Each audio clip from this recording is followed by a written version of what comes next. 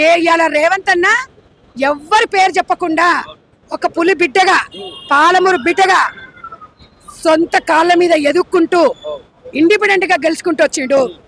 అది రేవంత్ అన్నారా? మీకేం తెలుసురా? దొరల పాలన, దొంగ పాలన, అవినీతి పాలన, దగోగవర్ పాలన, కాలకేయ కుటుంబం. మీరు మీ బతుకులు దగ్గరవాడా?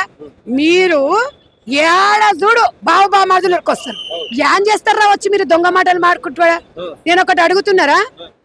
సొంతం చెల్లెను 20 సంవత్సరాలు పార్టీకి పనిచేసిన చెల్లెను బయటికి వెళ్ళగొట్టిరు. సునీతమ్మకు నువ్వు మద్దతు ఇస్తావు, సునీతమ్మకు అండగుంటావు. యాడున్నోరా నువ్వు? మరి మొన్న ధర్నాలు చేసిందిగా, యాడున్నోరు భరోసా ఇవ్వకపోతేవి?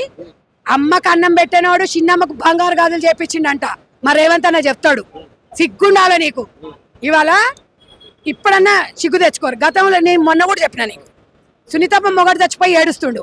ఈ కేసీఆర్, ఈ హరీష్ రావు, డ్రామారావు ఏడుస్తురు. వీళ్ళకేం పుట్టింది? ఏడుస్తురు.